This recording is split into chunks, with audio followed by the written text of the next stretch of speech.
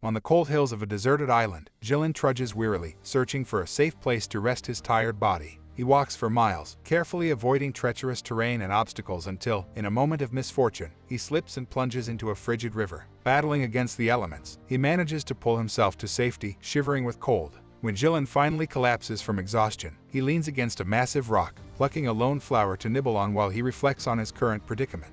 His thoughts drift back to the day it all began, the day he was sentenced to life in prison for the assassination of 6 men. Despite his misdeeds, Jilin is not alone in his fate. Several of his fellow inmates are also summoned to the governor's office to be asked about their aspirations. Moryak longs to see the sea. Yakat dreams of witnessing the war against China. Obsian remains silent, because Obsian envisions himself as the governor. Talia wishes to follow the progress of the space station, and Sipa simply wants to lay eyes on a woman again. As for Jilin's own response to the governor's inquiry, it remains a mystery. Perhaps he had no dreams left to share, or perhaps his answer was simply too profound for words. The governor drops a bombshell. They've been chosen for transfer to a penal colony. The prisoners are quickly herded onto a ship, where they're sorted into cells, but not before Obsian shows off his supposed leadership skills by taking a man's life and stealing his bed. As the hatch slams shut and the boat sets sail, the prisoners start to freak out, fearing they've been duped into a watery grave. Amidst the chaos, Jilin has a flashback to a conversation with Sipa, who's known for his erratic behavior and cryptic ramblings. But on that particular day, Sipa spoke of heaven and hell being full up,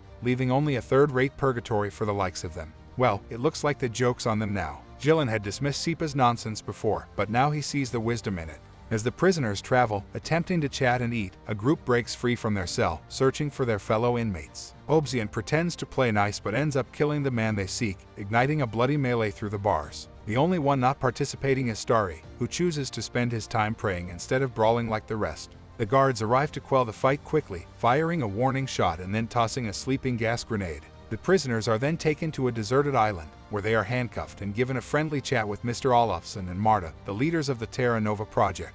Because prisons have become overcrowded with the rising number of criminals and the death penalty is illegal in most countries, the Russian government has generously provided this land for a new project, funded by international organizations. The prisoners are now colonists, living under the protection of the project leaders. They are given 3 months' worth of food and everything they need to survive. The captors announce the prisoners will be watched by a satellite and communication buoys. If they need something, they can press the red button and hope for a green light, indicating their request has been accepted. Obsian, however, is not pleased with the idea of being monitored 24/7, so he expresses his frustration by throwing a rock. The guards respond with some warning shots, quickly putting him back in his place. I guess Obsian isn't too fond of having a big brother watching his every move. Marta clarifies that the boys aren't just for requesting supplies but also for requesting to leave the project.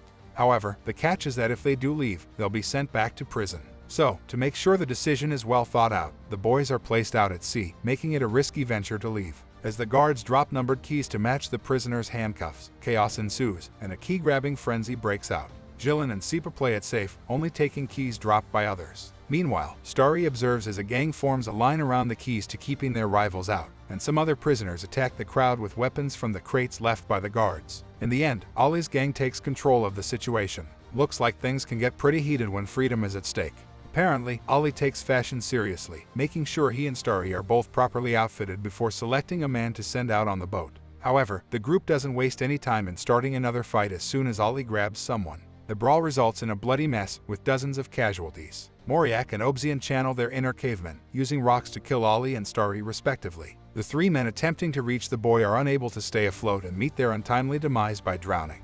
I guess the boat ride didn't exactly turn out as planned. The remaining prisoners scavenge through the warehouse to dig up the supplies. Obsian manages to free himself from his handcuffs using tools found in the warehouse, a true MacGyver move. Jilin packs up supplies, grabs a jacket, and tunes out Sipa's pessimism about the food supply lasting for 3 months. Jilin's ready to strike out on his own and find a way off this godforsaken island. Back to where the story began. Jilin stumbles upon a small area without snow and a rocky formation that could potentially serve as shelter. In an emotional moment, he looks at a hidden picture of his family, longing for them deeply. The tears start flowing, and he eventually drifts off to sleep. Sweet dreams, Jilin. Sometime later, Jilin wakes up to the unpleasant sound of squealing rodents, having discovered that his supplies have been gnawed through. It seems the furry little creatures have taken a liking to his food and bag. Just when things couldn't get any worse, it starts raining, forcing Jilin to seek refuge under the rock formation he spotted earlier. Thankfully, he manages to start a fire and heat up some water to warm his shivering bones. When the rain finally stops, he catches a bird and roasts it over the fire, which is when Sipa makes his grand entrance. Sipa offers Jilin some salt and his assistance in exchange for some tasty meat.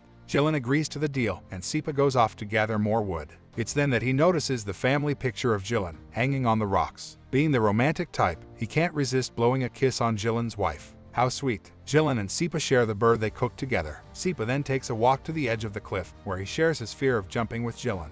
He asks Jilin why he won't die either, to which Jilin explains his desire to be buried next to his family, who have already passed away. After all, dying on the island wouldn't be a good choice. Next, Jilin and Sipa doze off, but Jilin wakes up to a startling discovery. Sipa has swiped the picture to fuel his perverted desires. Angrily, Jilin teaches him a lesson and pushes him off the cliff, but Sipa's luck prevails as he lands on a hill below, dodging a watery grave. Despite their disagreement, the duo continues their exploration of the island. Sipa finds entertainment in the refuse floating in the water, while Jilin tries his hand at fishing.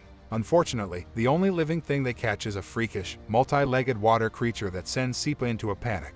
Meanwhile, Jilin is amazed when he stumbles upon a part of a seaplane lodged among the rocks. Hopeful, he searches a little more and discovers the entire plane. As a former pilot, Jilin believes he can fly the plane to safety, but alas, they are unable to move it with just 2 people. So they retreat to their shelter to start a fire using some matches they picked up from the warehouse. However, the matches emit toxic smoke, causing them more trouble than they bargained for. Jilin drags a sleeping Sipa away from the dwindling fire. Despite a few vigorous shakes, Sipa remains in a deep slumber, spouting nonsensical words from his mouth. Jilin realizes they must find warmth soon or risk freezing to death faster than you can say frostbite.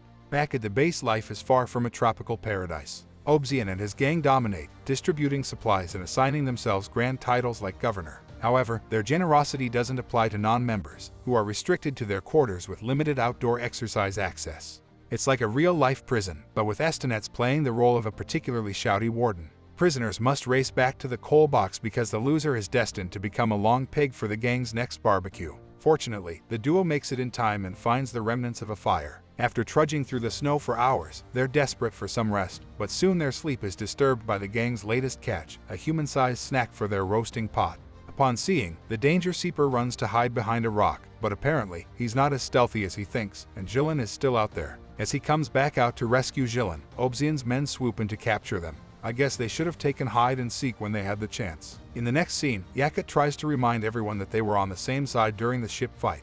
But, of course, Estonets has to be the voice of reason and insult him for meddling. In response, Yakut hit Estonets, causing the rest of the gang to team up and hit Yakut back. I guess they wanted to show him what it feels like to be on the receiving end of a beatdown. Poor Yakut ends up bunking with Jilin and Sipa, but hey, at least they have each other for support. When the next roundup comes, gang witnesses the last man standing being captured and tied to a pole, begging for water as his last wish. Sipa decides to show some mercy and brings him a cup of water before he is killed. Looks like Sipa is the only one with a heart in this group.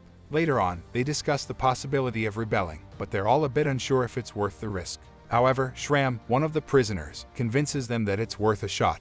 Let's hope they know what they're getting themselves into. The next morning, Talia shows off his crafty skills to Obsidiancat by revealing his secret trap set up to catch any potential thieves in his workshop. After their daily walk, Estonets attempt to round up the group for their usual game, but only 2 men take the bait while the others stand idly by, gathering like a flock of birds. Suddenly, Yakut channels his inner David and hurls a rock at Estonets, shutting him up. Jilin approaches Obsidian with an offer he can't refuse, permission to leave the compound and seek food in exchange for the location of a found plane. Obsidian sees an opportunity and opens the gate, sending Talia and Jilin off with a few others. Meanwhile, Obsidian digs for dirt on Jilin and discovers he's a pilot with a criminal past, including a history of shooting flight dispatchers at the airport. Obsidian chalks it up to a guilty conscience, but hey, who are we to judge? Soon enough, Obsidian reconsiders the deal and orders the group back to the barracks. Yakut attempts to confront him, but his bravery is short-lived as he's swiftly dispatched. Obsidian snags another unfortunate victim and declares the game is on once again. With their options limited and Obsidian's men packing heat, the group scurries back to the barracks like frightened mice. Meanwhile, at sea, one man almost becomes a permanent resident of the ocean but is miraculously rescued in the nick of time. Talia reaches the boy seeking help, but unfortunately, it's broken beyond repair, and not even his trusty tools can fix it. They return to the shore where Jilin tries to reassure Obsidian that food is on the way. However, Obsidian is not convinced, citing the lack of a green confirmation light. Talia reminds Obsidian of the existence of a plane, but the pessimistic primate remains skeptical. However, the mention of the plane inspires Obsidianka to flap his arms around like a bird. Unfortunately, this proves to be a bit of a distraction, and Obsidian takes it upon himself to choke his friend. However, Talia seizes the opportunity to strike and takes him out from behind. The two other members of the group, Amerbek and Arjanov, have dispatched the rest of their gang and watch as Estonets manage to escape. They turn to Jilin for guidance, who urges them to free the men from the barracks. He swears that food is on the way and that the broken confirmation light was to blame for their doubts. Initially, the men were in a bit of a conundrum. Talia wanted to give the bodies a proper burial, but the others were more interested in using them as a buffet for later. Jilin, the voice of reason, reminded them about the plane and how it could be their ticket out of there. After some convincing, Amerbek and Arjanov reluctantly agreed to release the prisoners and stop using them as food sources. It's a good thing Talia stood his ground. I wouldn't want to end up on the menu either. The group then comes up with a plan to rescue the plane and repair it for their escape, but leave it to Sipa to rain on their parade. He interrupted their plans with claims of no satellite and started writing an SOS message using sand and dead bodies. Later on, Estonets made his grand return to the base. Despite his past transgressions, the group decided to be the bigger person and share their food with him. I guess the keep the peace policy is still in effect, even for jerks like Estonets. Next, Jilin takes a group of men to check out the plane. Their spirits lifted when they saw that Jilin wasn't full of hot air. The plane was indeed salvageable. Together they dismantled it for easier transport back to the base. Eventually, Marta and her squad arrived on the island. They used gas to keep the men at bay but allowed Jilin to speak with her and discuss the list of requested items. She's completely puzzled by their request for gas, but Jilin clarifies that it's for the generators, which are supposedly wind-powered but aren't functional during the polar night. But the truth is they need the gas for the plane. Just then Jilin seizes the opportunity to inquire why they didn't respond to Sipa's sauce message. Marta enlightens him that their satellite is of the infrared variety. They detect heat signatures. Hence they can locate people and stoves but not words. Marta also probes as to why they were so far away from the base some days ago, and he tells her they were fishing. However, they don't buy his story as there are no fish in the area. So, to save face, he lies again and tells them they've been surviving on centipede-like creatures. Hearing this, Martha is visibly taken aback, and honestly, who wouldn't be? Martha also demands to know how many of the original 206 colonists are still alive. Jilin senses something fishy, as they should be able to tell using their satellite. Jilin tells her only 87 prisoners are remaining and many are sick. Their project is in jeopardy. But abandoning it and returning to jail is not an option, as they have come too far. Next, Jilin takes advantage of Mart's offer of a personal request and gives her a paper requesting to provide the group well. Meanwhile, the guards deliver new supplies, and the team tests the gas in the plane hidden in the hangar, which apparently works just fine. At least they won't have to fly to freedom in a glider made of toilet paper. Just then a new group of American prisoners arrives on the island. Jilin tries to extend a friendly handshake to their leader, but it quickly turns into an all-out brawl. Sipa saves Jilin's life by dragging him to safety. One of the Americans follows them but falls into Talia's trap and meets his unfortunate demise. As the buildings around them catch on fire, Arjanov tries to take on the American leader but gets overpowered. Luckily, Amerbek swoops in and saves the day by killing the big man. All the while, the heads of the project watch on, probably wondering why they ever thought this was a good idea. With the colony in chaos and a devastating 40% of the prisoners killed, Marta reaches out to the central office for help. The response: proceed with Code Naked Island, because apparently sending a group of guards to shoot the remaining prisoners is the best solution. Marta, following orders like a good little soldier, sets Jilin's letters ablaze while the rest of the prisoners meet their tragic fate. But wait, not all hope is lost. A handful of survivors emerge, including Jilin, Sipa, Arjanov, and Talia. Working together, they manage to push a plane out and prepare to make their daring escape. However, Sipa decides to go rogue and make a break for it on his own. He goes to a cliff and jumps into the ocean without a care in the world. Good for you, Sipa. The remaining trio boards the plane and Jilin, with nerves of steel, expertly pilots them to safety, all while dodging bullets from the pesky guards. Sadly, Jilin's two companions don't make it out alive, but Jilin himself miraculously avoids getting shot and flies off into the sunset, finally free from the horrors of the prison colony. And that concludes our recap of the movie Terra Nova. We hope you enjoyed it. Don't forget to subscribe to our channel for more exciting content. Thanks for watching.